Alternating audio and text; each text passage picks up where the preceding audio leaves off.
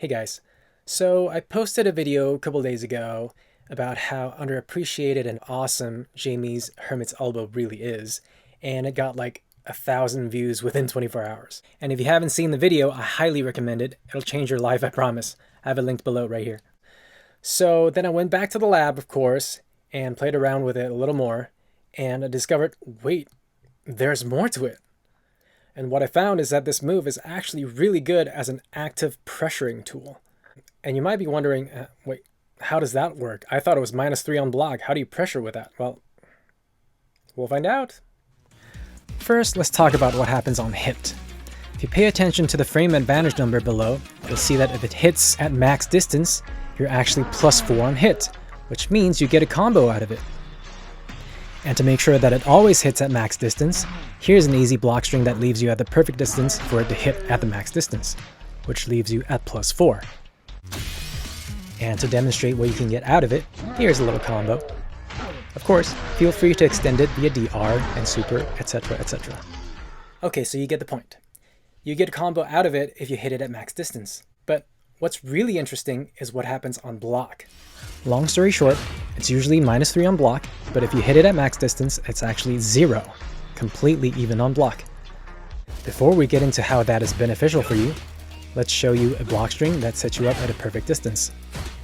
Here it is working on a standing opponent.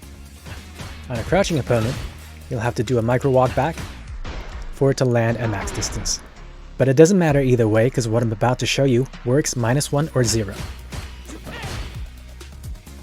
And before I get into the juicy part, I want to show you that they cannot interrupt your Hermit's elbow because their jab is too far out of the way, and if they press a medium button, they'll eat a punish counter into a combo. Okay, here comes the fun part. Because Hermit's elbow is usually -3 on block, your opponent will want to hit a light button to take their turn back.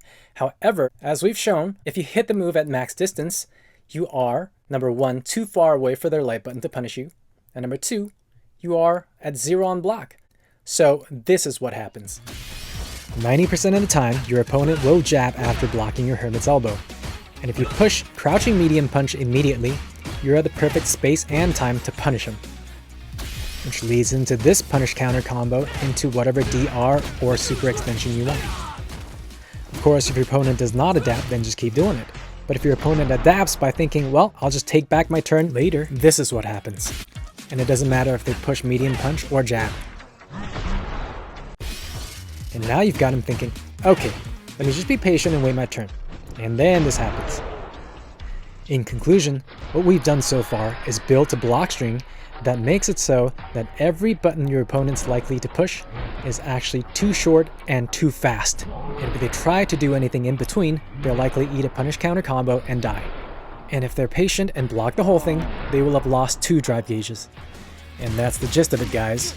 An OP block string. Now, before I go, I'll leave you with this Hermit's elbow Oki setup that you can do after landing a medium arrow kick. It loops into itself too. Now, as usual, if you like this content, please share, like, and subscribe. Thanks!